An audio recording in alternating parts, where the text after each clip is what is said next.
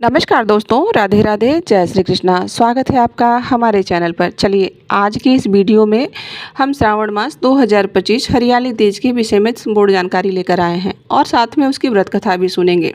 तो चलिए वीडियो प्रारंभ करते हैं। पर उससे पहले यदि आप हमारे चैनल पर नए हैं तो प्लीज़ चैनल को सब्सक्राइब कर लीजिए, बेल आइकन प्रेस कर दीजिए और एक प्यारा सा लाइक कर दीजिए।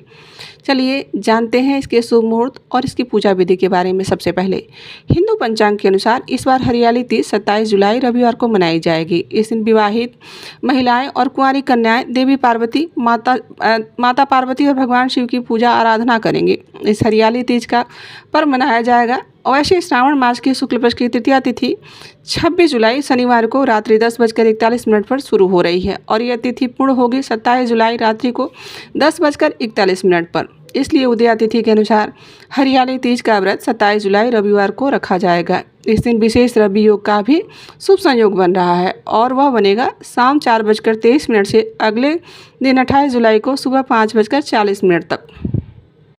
इस रवि योग में पूजा पाठ करना, व्रत रखना बहुत ही शुभ फल देने वाला होता है। तो चलिए अब जानते हैं हरियाली तीज के दिन शुभ मुहूर्त के बारे में। इस दिन प्रातः ब्रह्म मुहूर्त का समय रहेगा 4:16 से लेकर 4:59 के बीच। सूर्योदय होगा सुबह 5:40 पर और सूर्यास्त का समय रहेगा शाम को 7:15 पर। प्रातःकाल में भगवान शिव की पूजा करने का जो शुभ समय प्राप्त हो रहा है वह है 4:37 से लेकर 5:40 तक। इस दिन अभिजीत मुहूर्त भी रहेगा जो दोपहर 12 बजे से लेकर 12:55 के बीच प्राप्त हो रहा है। इन शुभ समय के अंदर आप भगवान की पूजा कर सकते हैं, विधि विधान से अनुष्ठान भी कर सकते हैं। इसे आपको शुभ फल की प्राप्ति होती है। हमारे शास्त्रों में इस दिन को स्वर्ण गौरी व्रत के नाम से भी जाना जाता है। इस दिन महिलाएं अपने पति की लंबी आयु और अच्छे स्वास्थ्य के लिए यह व्रत रखती हैं और महिलाएं मात्र जल पीकर उपवास रखती हैं। कई महिलाएं जल, दूध और फलाहार भी लेकर इस व्रत को रख सकती हैं। यह व्रत अत्यंत कठिन होता है, लेकिन श्रद्धापूर्वक विधिवत इस व्रत का पालन करने से माता गौरी और भगवान शिव अवश्य ही प्रसन्न होते हैं। इस दिन व्रत करने वाली महिलाओं को विशेषकर हरियाली तीज की कथा सुननी चाहिए। माता पार्वती और भगवान शिव को प्रातः काल में पूजन अर्चना करने के बाद अंत में अपने पति और घर के बड़े लोगों का भी आशीर्वाद प्राप्त करना चाहिए। इस दिन प्रयास करिए कि ब्रह्मचर्य का संपूर्ण पालन कीजिए।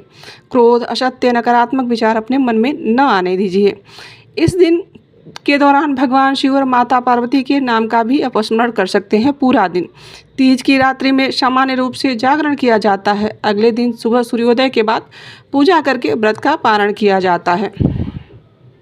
हरियाली तीज का यह पर्व भगवान शिव और माता पार्वती के मिलन के उपलक्ष्य में मनाया जाता है। माता पार्वती के कठोर तप और व्रत से ही भगवान शिव माता पार्वती को अपने पत्नी के रूप में स्वीकार किए थे। इसलिए विवाहित महिलाएं इस व्रत को पूरे विधि विधान से इसका पालन करती हैं। भगवान शिव और माता पार्वती से अपने अखंड सौभाग्य के लिए प्रार्थना करती हैं। हरियाली तीज को छोटी तीज या सिर्फ श्रावण तीज के नाम से भी जाना जाता है। तो दोस्तों चलिए अब श्रवण करते हैं हरियाली तीज की कथा। प्राचीन कथा के अनुसार भगवान शिव ने देवी पार्वती को उनके पूर्व जन्म का स्मरण कराने के लिए तीज की कथा सुनाई थी। भगवान शिव ने कहा था कि हे पार्वती, तुमने हिमालय पर मुझे वर के रूप में प्राप्त करने के लिए कठिन तपस्या की थी और बहुत नियमों के साथ उपवास को भी रखा था।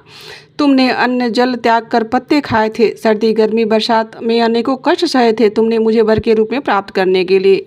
इधर तुम्हारे पिता बहुत दुखी थे। तब एक दिन देवर्षि नारद तुम्हारे घर पर पधारते हैं और कहने लगते हैं कि भगवान श्री हरि विष्णु आपकी कन्या से प्रसन्न होकर उनसे विवाह करना चाहते हैं।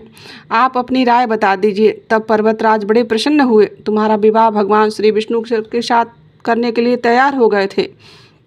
लेकिन जब इस विषय में तुम्हें पता चला तो तुम्हें बड़ा दुख हुआ, क्योंकि तुम मुझे अपने मन से अपना पति मान चुकी थी। तब तुमने अपने मन की यह बात अपनी सहेलियों को बताई थी और सहेलियों ने तुम्हें ऐसे घने वन में पहुंचा दिया जहां तुम्हारे पिता नहीं पहुंच सकते थे। वहां पर तुमने कठिन तपस्या की।